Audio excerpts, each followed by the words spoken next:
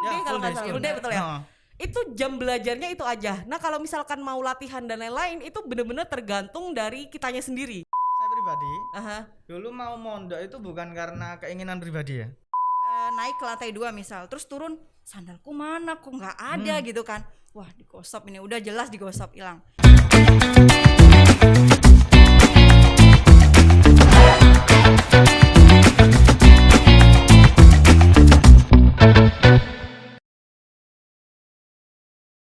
Hai Tribuners, kembali lagi di podcast Harian Surya dan Tribun Jatim Network. Cakap sana Cakap sini. bersama saya Cindy.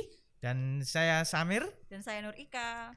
Di episode kali ini kami akan ajak kalian buat nostalgia masa SMA. Yap. Masa sekolah ya Masa lebih tepat ya. sekolah. Wah, ini bakal seru banget.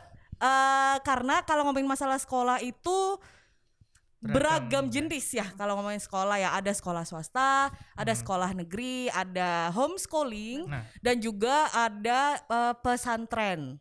Betul ya? Kalau Yap. misalkan di pesantren itu dia sebutannya apakah tetap SMA atau SMP atau seperti apa?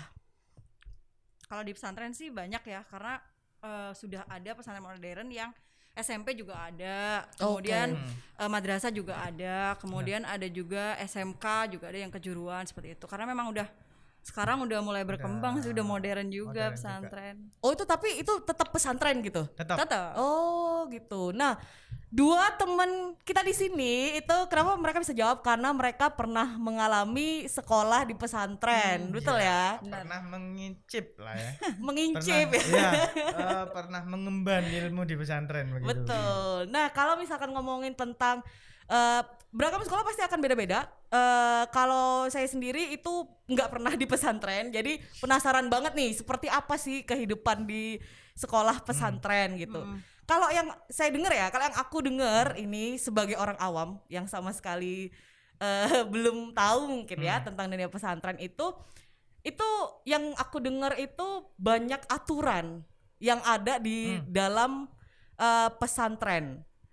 Kalau menurut kalian yang pernah mengikuti pendidikan di pesantren itu bener nggak sih apa ya stigma itu bener nggak? Mungkin dari Samir dulu mungkin. Baik. Kalau bisa saya pertegas, absolutely ya. Absolutely yes. Is the rule, man. Maksudnya aturan itu memang dibuat. Tapi bukan kayak yang sekarang ya. Aturan dibuat itu untuk dilanggar, enggak. Tapi di pesantren ini aturan ini lebih ketat supaya untuk mendidik kita untuk jadi orang yang disiplin gitu. Okay. Terutama disiplin waktu. Nah, banyak juga yang mengistilahkan nih kalau boleh istilah agak kasarnya ini penjara suci. Nah, Oke. karena Bold sekali ya. iya. Karena mengapa ini terisolasi banget. Oke. Jadi kita terisolasi banget. Ada memang setiap pesantren tuh beda rule beda ya. Tapi kalau saya boleh menyebutkan pesantren saya nggak nih? Silakan dong. Ya, karena saya cukup bangga ya di pesantren Alma ini. mater. Iya. Silakan. Nah, ini saya dulu di Pondok Pesantren Mambaus Solihin, Suci Manyar Gresik. Yang dimana pesantren saya ini fokus pada bilingual. Oke. Jadi tiap harinya saya harus mempraktekkan bahasa Arab dan bahasa Inggris. Oh. Setiap wow. minggunya satu pekan berbahasa Arab, satu pekannya lagi berbahasa Inggris. Dan bila ketemu kita pakai bahasa Jawa aja atau bahasa Indonesia aja, kita dapat punishment. Oh. Berarti PN nggak boleh kan PN Inggris? Oh, PN no. kan Gresik ya. It's you. Oke, baiklah. It's you. Jadi semasa MTS ya kalau saya bilang masa jenjang SMP itu harus ngomong sok Inggris itu waktu itu ya. Saya memang harus itu karena kalau ngomong pean atau kamu gitu aja wah kena langsung kita Berarti kayak dipunish gitu. Jaksel sebelum waktunya. Jaksel sebelum waktunya. Jaksel cabang Gresik. Cabang Gresik, baik. Itu berarti kalau Samir sendiri dari SMP dan SMA, Yap. apakah dua-duanya pesantren juga? Pesantren juga MTS dan MA itu sampai kita harus ada aturan pengabdian. Jadi 1 tahun setelah MA itu nggak bisa langsung keluar ke pondok. Jadi harus mengabdi di sana, jadi pengurus di sana. Oke. Nah, kebetulan di sana saya jadi pengurus bahasa Inggris. Wah, keminggris banget ya gue. Nggak, artinya aturan di dan di tempatku mondok itu tuh memang terkenal ketat banget. Dari mulai pendidikan bahasanya terutama, lalu sekolahnya, aturan setiap harinya. Jadi di tempatku itu ada semacam mata-mata. Jadi setiap pelanggaran itu akan dicatat oleh teman dan akan ada masa penghakiman, Mbak. Jadi tiap malam itu ada masa penghakiman di tempatku itu. Jadi yang melanggar satu, ada beberapa departemen di sana ya. Departemen tarbiyah, bahasa Arabnya itu pendidikan, bahasa, kebersihan dan keamanan. Jadi yang melanggar, contoh yang kebersihan, kita buang sampah sembarangan, kena catat oleh temen, itu kita dapat punish. Oh, tapi itu malah temen ya, bukan kayak guru. Bukan. Oh. Jadi ke temen gitu. Nah, waktu aku awal masuk di pondok itu kaget, memang kaget pasti ya. Kita diajarkan benar-benar disiplin di sana. Jadi apa ya? Tapi jatuhnya setelah itu ya jadi gini. Artinya jadi seperti ini begitu. Jadi kita memang diatur untuk bagaimana disiplin gitu. Disiplin itu yang utama. Nah, kalau misalkan ini kita dari Jaksel cabang Gresik tadi ya. Ini kalau Nurika sendiri pasti ada pengalaman berbeda tentang pondok pesantren yang dia ikutin. Itu seperti apa sih? Sharing dong. Mungkin hampir sama ya seperti Samir. Cuman kalau dari sisi santriwatinya gitu, karena tempat saya mondok nih di Nurul Jadid Probolinggo, jelas kayaknya setiap pesantren itu punya aturan masing-masing ya. Apalagi itu untuk mengoptimalkan kita yang ingin belajar mengaji dan eksplor karakter kita masing-masing gitu, tuh jelas aturan itu berlaku banget. Mulai dari awal kali sih ikut waktu ke pesantren, aduh shock banget ya Kak. Aturannya kan dari orang luar beda ya, maksudnya dari yang belum pernah madrasah atau belum pernah menginjak di pesantren gitu, pasti ini kenapa begini gitu.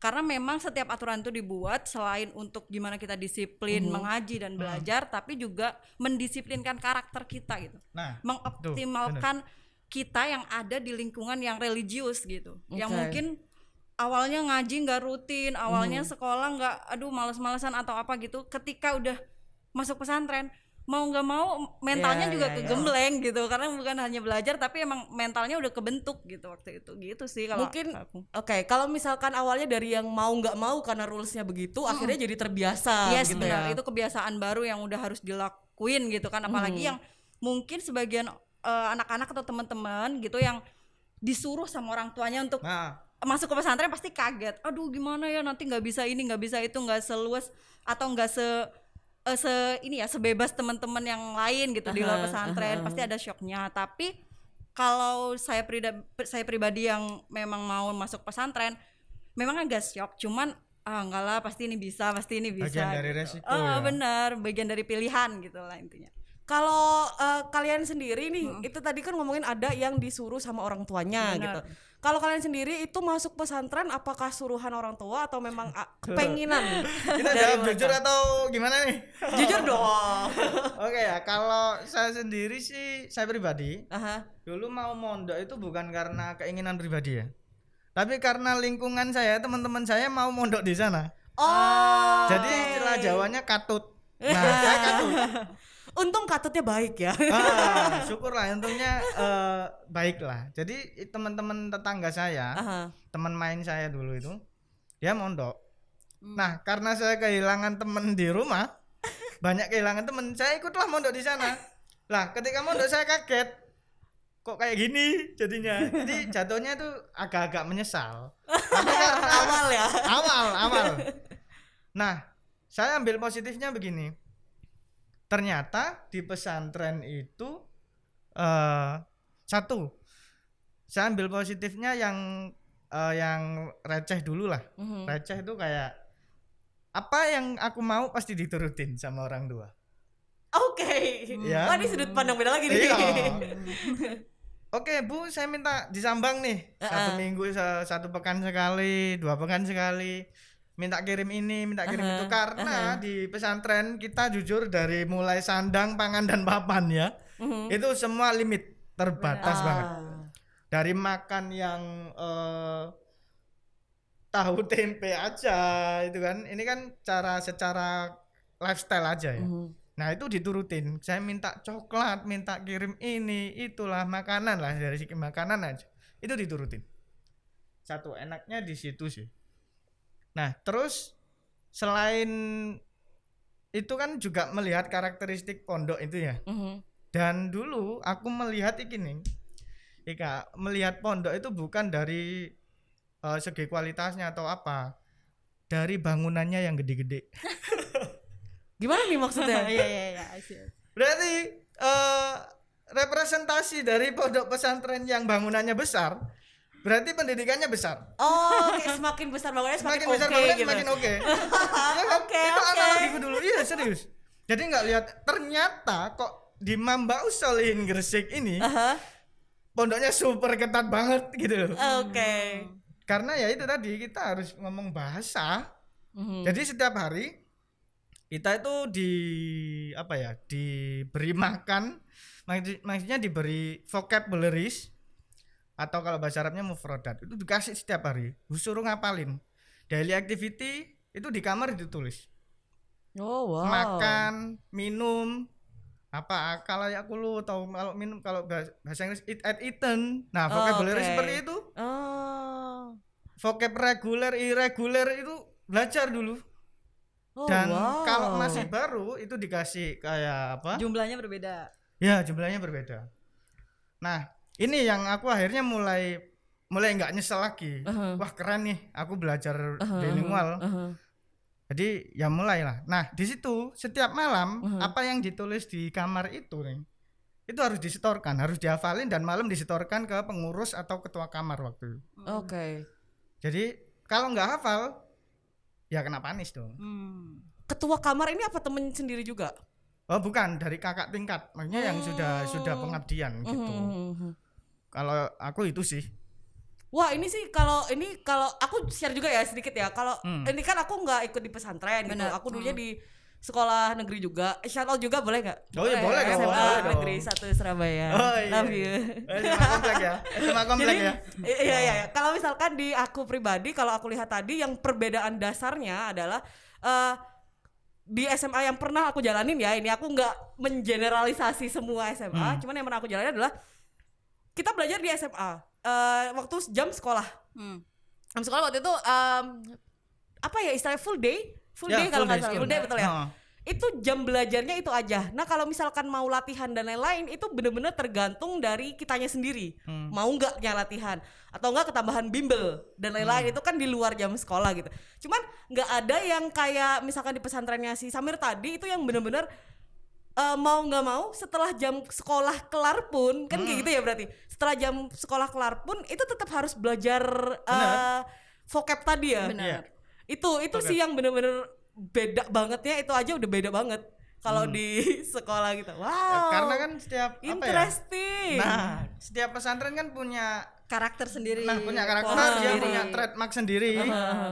Nah, itu yang berpengaruh sih, karena di tempatku ya bahasa tadi, sehingga fokusnya di bahasa. Okay. Dia bukan berarti menafikan yang lain ya, enggak, tapi porsinya lebih banyak di bahasa. Dan terbukti loh ketika waktu keluar, wah kerasa gitu loh, ternyata bener gitu loh. Kenapa nggak dibenerin dulu itu? Maksudnya kenapa nggak di apa ya, nggak ada di nyesel ya. nggak nyesel gitu. Kalah ambek males sih kasarnya. Bener-bener. Tapi kalau hampir sama sih, kalau aku sama Samir lebih ke bahasa. Cuman kalau aku sih melihatnya pertama kali itu justru beda jurusan gitu. Kalau misalnya ada sekarang tuh orang-orang pada ngomong, anak-anak mahasiswa atau anak sekolah yang ngomong, "Duh, aku salah jurusan nih." Nah, sama, aku juga iya. Masuk pesantren itu karena awalnya pengen banget nih SMK di pesantren itu karena ada broadcasting. Nah, ternyata lambat laun mikir SMA aja gitu. Kirain ketika SMA ya udahlah sama gitu, misal dengan SMA di luar pesantren gitu. Ternyata enggak. Kembali lagi kita belajar nggak hanya di sekolah yang dari jam 7 atau sampai jam 12, jam 1 gitu, enggak. Ternyata setelah sekolah pun kita waktu sekolah diasah untuk bilingual juga, Mandarin kalau di tempatku. Wow. Tapi ketika keluar dari sekolah Uh-huh. di asrama pun harus diwajibkan, benar-benar wajib untuk bahasa Arab. Jadi komunikasinya tuh terbatas antara teman-teman SMA reguler sama teman-teman SMA yang masuk ke lembaga gitu. Karena di pesantrenku ada lembaga. Jadi emang bahasanya emang banyak gitu, kayak bahasa Indonesia, bahasa Arab, sama bahasa Mandarin gitu sih. Yang skill-skill yang aku gali ya. Di samping mengaji tetap mengitab, kalau ngitab itu tetap sih dari pagi habis Ngitab subuh itu ya biasanya. apa ya? Kitab tuh kayak belajar Ngaji kitab Wigo gitu-gitu, Oke, mematikan, kitab kuning gitu. Oke. Nah terus nanti sekolah, habis sekolah kita harus kursus, misal kursus Mandarin, kursus bahasa Inggris dan lain-lain. Terus kemudian sorenya masih ngaji lagi. Terus nanti maghrib kursus lembaga. Jadi memang beda sekolah. Capek banget ya nih. Sampai jam 10 baru pulang dari lembaga. Barnamij itu kayak kegiatan misal kayak storytelling, pidato dan lain-lain, tapi tetap harus pakai bahasa itu tadi. Sampai jam 12 nanti tidur deh. Wow, Hal-hal udah seperti itu sih yang kebiasaan baru gitu. gila, schedule-nya luar biasa ya. Ini benar-benar full day school ya ini. Berarti kalau misalkan kursus dan lain-lain tadi, apakah itu masih di dalam pondok atau di luar gitu? Atau Masih. kerjasama atau gimana? Masih. Masih. Karena memang ustadz sama ustazah ya biasanya pembimbing itu memang tetap dari pesantren gitu. Cuman tempat-tempatnya yang berbeda gitu. Aula-aulanya berbeda, kegiatannya juga berbeda yang mungkin antara reguler dengan lembaga berbeda seperti itu. Dan wajib nggak itu? Wajib, karena memang ada punishment-nya ketika kamu nggak bisa. Sama ya, maksudnya Sama. utamanya itu bener kayak punishment karena tegas itu tadi Bener. ya. Kalau nggak gitu mungkin karakter atau enggak pembelajarannya kurang kuat gitu. Jadi semakin kamu bisa untuk menghafal, misal nih storytelling, kamu kan harus menghafalkan dulu, pidato menghafal dulu. Nah, kalau kamu nggak bisa ya udah punishment gitu. Jadi memang harus karakternya itu harus kuat gitu. Kalau kamu tuh harus bisa ini, bisa itu. Nah, toh nanti kan untuk diri kita sendiri. Gitu. Jadi triggernya itu dari punishment. Bener. Iya sih ya. Triggernya dari punishment. Jadi agak naif juga kalau bilang, ini berangkat dari diri sendiri. Kalau masa-masa itu ya, masa-masa itu Didorongnya melalui itu. punishment. Jadi emang bener kalau yang terbentur itu emang iya. Jadi Tapi berarti kalau misalkan ini aku cuman denger secuil aja nih cerita kalian itu, aku pribadi ngerasa bahwa self improvement dalam anak-anak yang pernah di pesantren itu kayaknya dia lebih gede, lebih oke dibandingkan yang enggak, karena itu tadi ya banyak sekali rulesnya yang harus diikuti, banyak dan itu mungkin untuk yang waktu di sana, waktu sekolah mungkin kayak yang Samir bilang tadi berat gitu ya, kayak kok berat banget.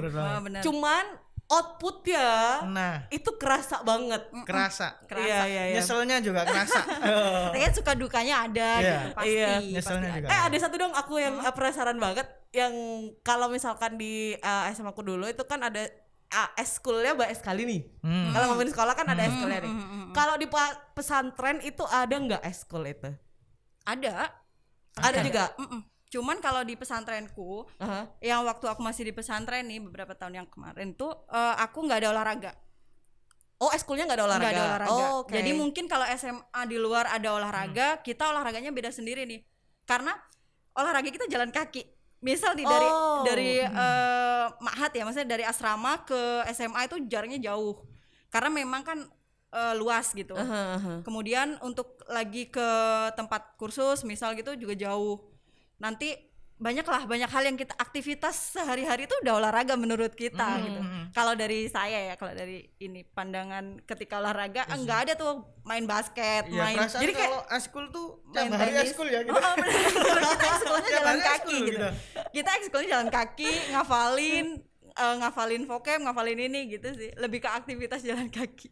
Ini kan aku karena penasaran banget ya, kalau misalkan seragam itu apakah pakai juga kalau di Oh, pesantren? pakai. Pakai seragam Seragam sekolah juga. maksudnya. Iya. Oh, pakai. Kalau nggak pakai seragam kita dapat panis lagi. Punishment lagi. Punishment. Pakai. Tapi uniknya kalau seragam sekolah ya mungkin akan berbeda dengan Samir ya karena pondoknya berbeda. Kalau aku tuh seragam sekolah tuh uniknya gini.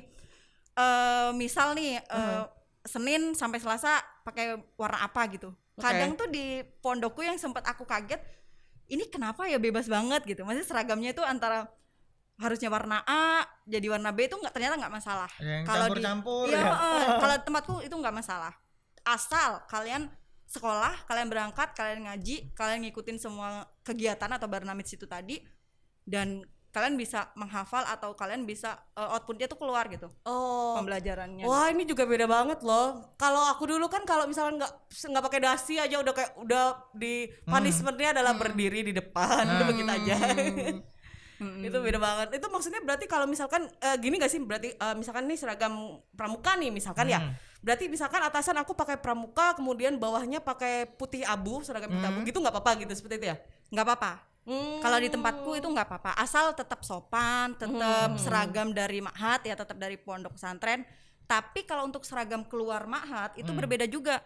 Misal aku pulang nih, izin sakit, terus aku harus pulang gitu ke rumah yang jaraknya mungkin jauh 4 jam, 2 jam, atau keluar ke area pesantren aja, keluar untuk mungkin ada satu kegiatan gitu bareng ustadz yang dibimbing sama ustadz juga. Aku harus memakai kerudung ma'had. Jadi ada outfitnya. Iya, benar. Ada outfitnya masing-masing. Mungkin sebagai identitas Benar ya. Nah. Oke, Supaya kalau pulang nggak izin kelihatan. Nah, punishment Jadi lagi. itu. Wah, ya clever.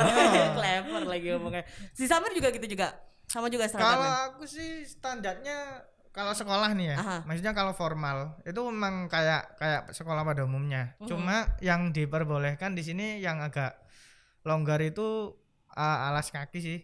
Jadi ya sepatu boleh berwarna-warni asal nggak pakai sendal gitu aja. Oh, wah iri banget ya aku. Iya, jadi kita dulu ya agak-agak pamer-pamer sepatu gitu dulu baik kan lah. zaman-zaman Nike udah. Oh, tapi bahaya kalau pakai sepatu yang gitu. Kenapa? Usianya nggak panjang. Pasti hilang gitu. Benar. Pasti hilang. Benar. Karena Itu karena di pesantren itu pernah tahu nggak sih ghosting gitu loh. Gosop. istilahnya gosop. istilahnya Gosop tuh kayak ya apa ya? Bahasa kasarnya itu dicuri atau dipinjam nggak izin. Benar. Oke. Itu bahasa Arab gosop. Gosop. Artinya itu minjam nggak Tanpa izin. Tanpa izin. artinya kan Tapi minjam dikembalikan nggak? Oh, enggak. Oh my god, apa tidak Nggak balik. meminjam ya saudara-saudara? Nah, Tapi itu ada triknya. Sin. Jadi ketika mulai nih naik tangga naik ke lantai 2 misal, terus turun, sandalku mana kok nggak ada gitu kan. Wah, digosop ini, udah jelas digosop, hilang. Tapi itu ada triknya sebenarnya. Mungkin buat teman-teman ya yang mau ke pesantren terus bingung gitu apa barang yang dibawa, apa yang enggak, terus untuk menghindari hal-hal seperti itu, kalau aku lempar. Jadi misal sandal kanan ada di sini, letaknya di bawah tangga, sandal kiri bisa aku lempar jauh. Astaga. Jadi hal-hal itu untuk biar yang mau gosop tuh misal aduh sandal ini bagus misal gitu ya, Supaya Tapi gosok mana PR ya. bener mana nih satunya kok nggak ada gitu sih. nah kalau awal-awal nyantri nih, awal-awal mondok, Aha, tips and trick ini sudah jadi kultur ya. aha. Rahasia umum untuk Nah. yang mau mondok ya. Diberi nama. Oke. Mulai dari lu punya kaos sampai lu punya sabun itu dikasih nama. Sabun itu seperti Seriously. apa? Oh, maksudnya sabun botol ya? Sabun. Jadi kan kita ada tempat sabun. Kalau mandi nih kita khusus ada tempat sabun ya. Nih ya. Kalau cewek mungkin lebih rapi ya. Kalau santriwati lebih rapi. Kalau santri nih dulu tuh saya ingat memori waktu dulu. Sabun. Kalau mau mandi kan bawa sabun sama sikat gigi nih. Aha. Nah, tahu bungkus sabun balok itu ya? Sabun batang ya? Sabun batang tuh kan ada bungkusnya. Aha. Itu saya hilangkan yang bagian kertasnya. Tadi kan tinggal plastik itu dilipat. Oke. Jadi kayak kita Oh my ngelipet god. lontong gitu. Dibawa gini. Oh my Lebih praktis. god. Karena apa? Kalau membawa kotak full Iya, bener-bener. isi bagi kami santri itu hal yang megah. Jadi lu punya sampo, sabun, sikat, pasta gigi, apalagi ini harta karun men di pesantren men. Apalagi sampo, iya Benar sekali, benar itu harta karun men. Berarti kalian kalau misalkan mau mandi dan lain-lain itu harus bawa balik gitu ya? Iya, Iya, balik, benar. bawa balik. Dan itu kalau jadi malu nih kalau inget-inget zaman dulu itu apa ya? Malu ya nih ya. Benar, guyon gimana gitu. Karena Diri ada sendiri. namanya di balik kaos gini.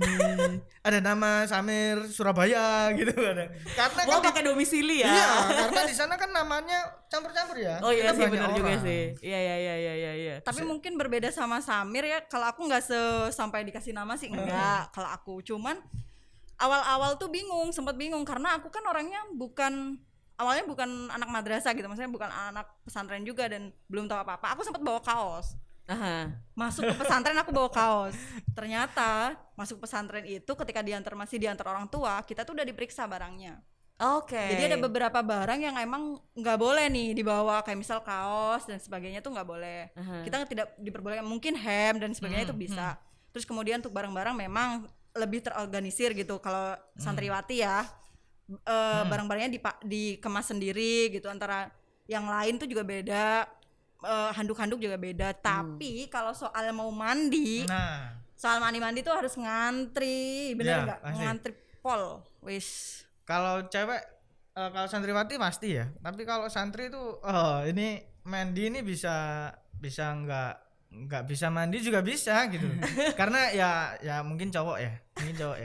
Jadi cukup cuci muka atau wudhu itu bisa.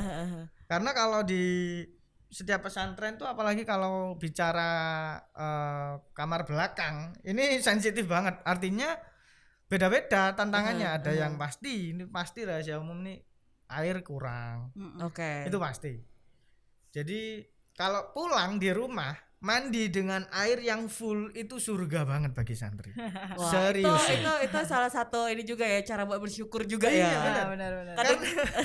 Kalau di pesantren kita mandi itu air kadang cuma segini. Kamar mandi hanya 60 cm dan airnya itu hanya 10 cm, bayangkan.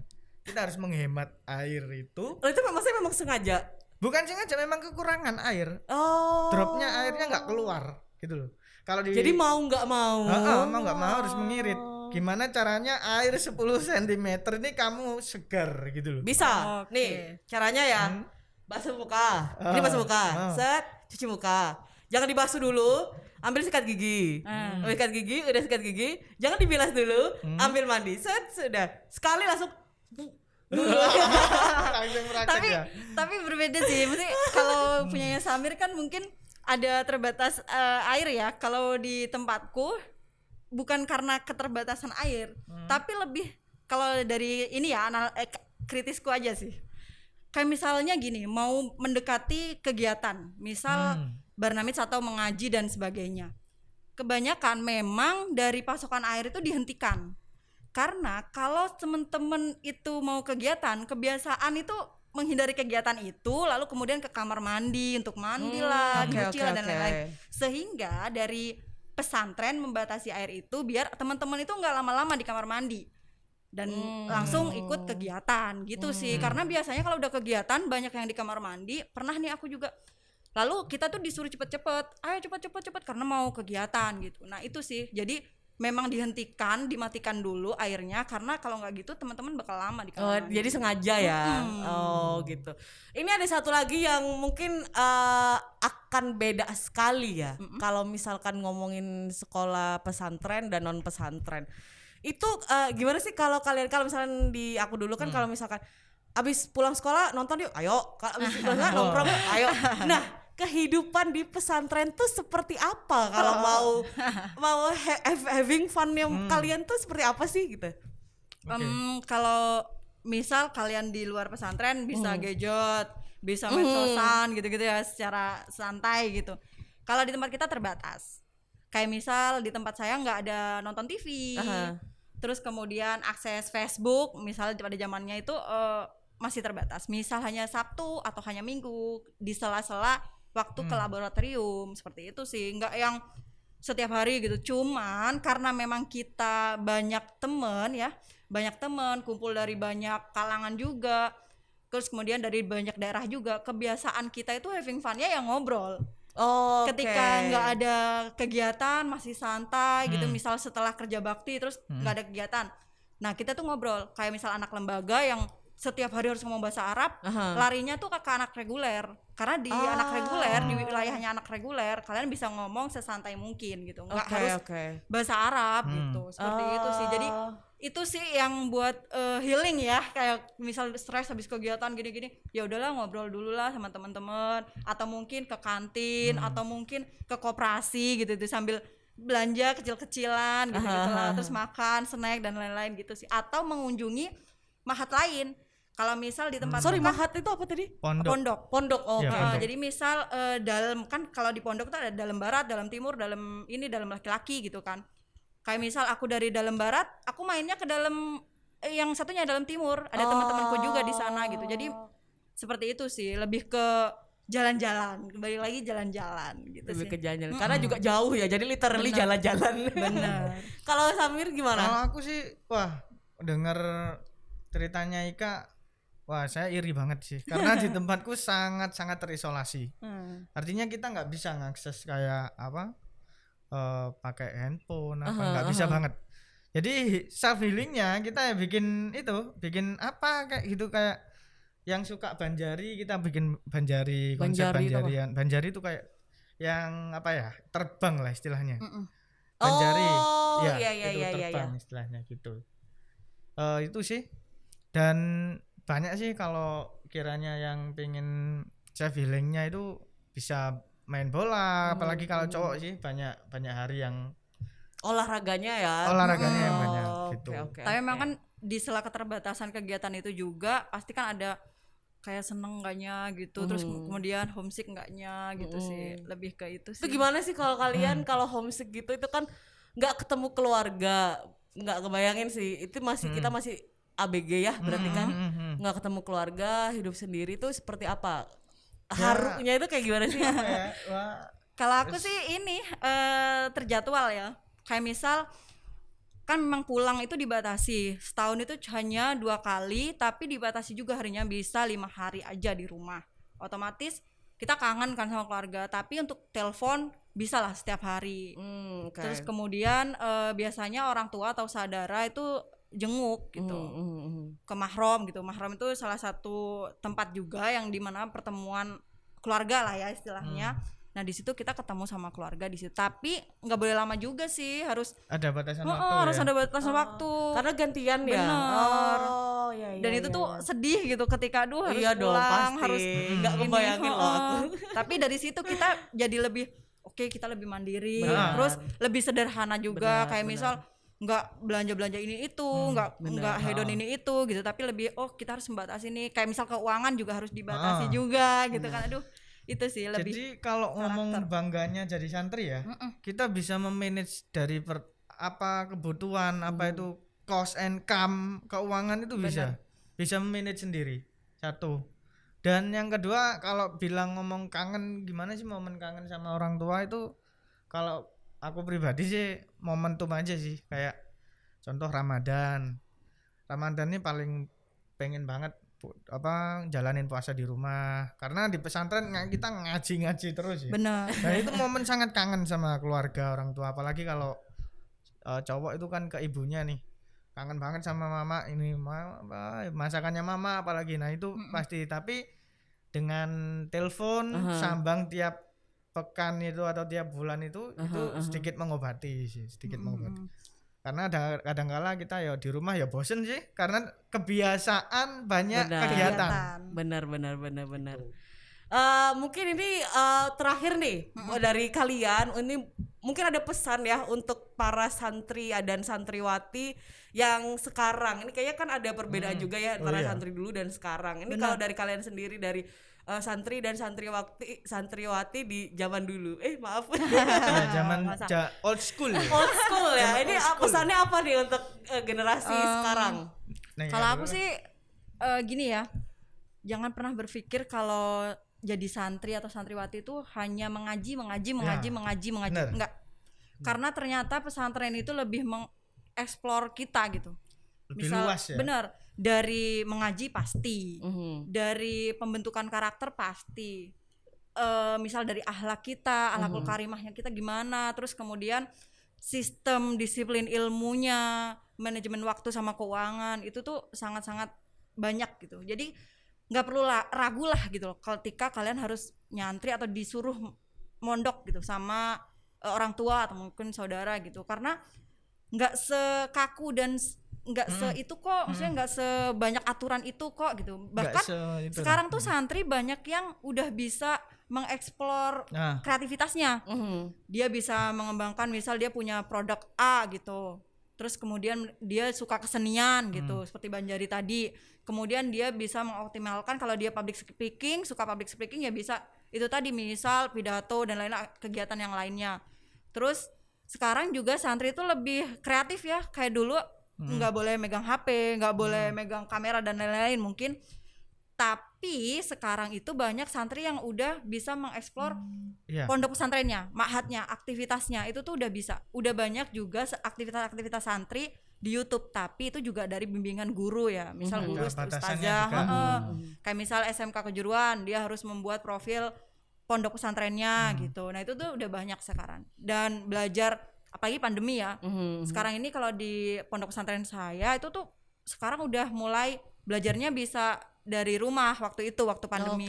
Jadi nanti ngitapnya itu bisa disimak dari rumah gitu melalui YouTube, live streaming seperti itu. Sekarang udah mulai maju ya. Kalau dulu kan memang nggak boleh bawa ini, nggak boleh bawa itu gitu. Dulu mungkin lebih konvensional. Benar. Dan Kalau dari Samir, kalau aku sih buat santri-santri yang lihat ini ya, be proud become santri lah, banggalah jadi santri, karena apa ya, secara keilmuan kita dapat ilmu dunia dan akhirat. Itu ya, ilmu dunia dan akhirat. paket lengkap lah ya. Paket lengkap, paket komplit, bener, paket komplit. Dan apalagi kalau yang pesantrennya itu punya trademark sendiri, itu jangan sekali-kali disesalin, bener-bener ditekunin, karena kalau di luar nanti waktu kita jadi alumni itu akan terasa banget. Benar-benar. Kerasa banget. Nyeselnya juga yang kata aku tadi kan, nyeselnya, dan apa ya, ibarat kita menanam, hasil panen itu yang kita dapat itu diamalkan di luar. Dan dulu aku sempet gini, jadi santri itu kayak jadul banget ya, maksudnya kayak kolot banget itu, baru pakai sarung dan bau. Kita jarang mandi dulu kan, ya. Tapi ternyata waktu saat masa-masa sudah beranjak dewasa, secara keilmuan, secara pergaulan juga kita nggak jauh-jauh banget sih sebetulnya, asal pinter ngolahnya aja, karena itu kan sifatnya pribadi ya. Dan yang pasti bangganya jadi santri ini, ternyata kita nggak sejadul itu ketika diajak ngobrol ngomong duniawi yang gini kita bisa. Benar. Istilahnya bisa menempatkan posisi lah. Kalau sama teman-teman gaul bisa gaul, kalau sama yang ustadz-ustadz atau guru-guru juga bisa gitu loh. Nah di situ. Dan yang paling saya banggakan kalau saya di pesantrenku ya, bisa 2 bahasa itu sih. Iya. Wow. Gitu. Luar biasa. Teman-teman, ini kita udah banyak sekali tahu mengulas tentang kehidupan di dunia pesantren nih, yang mungkin orang awam pun juga jarang tahu ya. Makasih banyak buat yang udah nonton, dan jangan lupa untuk like, subscribe, dan bagikan video ini kalau dirasa menarik. Sampai jumpa di episode selanjutnya dari Cakap Sana Cakap Sini. Saya Cindy pamit undur diri. Terima kasih. Terima kasih.